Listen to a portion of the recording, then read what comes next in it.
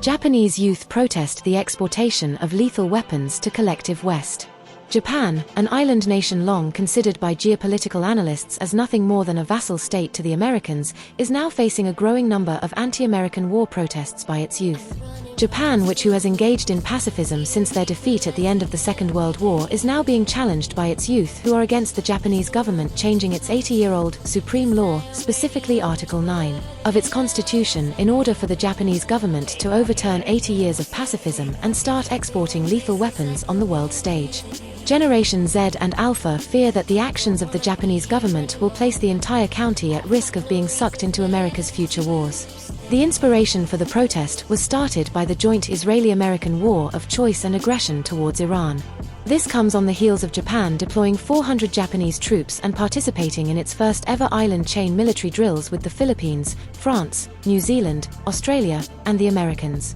The targeted sale of lethal weapons to 17 countries, which consist of the collective West and Western-friendly countries, would allow the Japanese Defense Force, JDF, to play a role in augmenting their military capabilities, in which it has defense agreements with, and would not allow Japan to export American-made weapon systems to countries currently engaged in war and other armed conflicts, with the caveat of those nations facing acts of military aggression. Over the weekend, an estimated 36,000 Japanese youth took to the streets in front of the Japanese Parliament, also known as the National Diet, in a joint effort to plead to Japanese politicians to reverse their decision on exporting lethal weapons to the collective West and other nations. It should be noted that in Japan, most of the youth perceive politics as a thing for older people. In response to the youth-led protest, Japanese Prime Minister Sanai Takaichi, who has been a proponent of constitutional reform, has stated that the amendment to Article 9 within the Japanese constitution would allow Japan to reverse the political lopsided restriction on how Japan can militarily defend itself and its interest globally.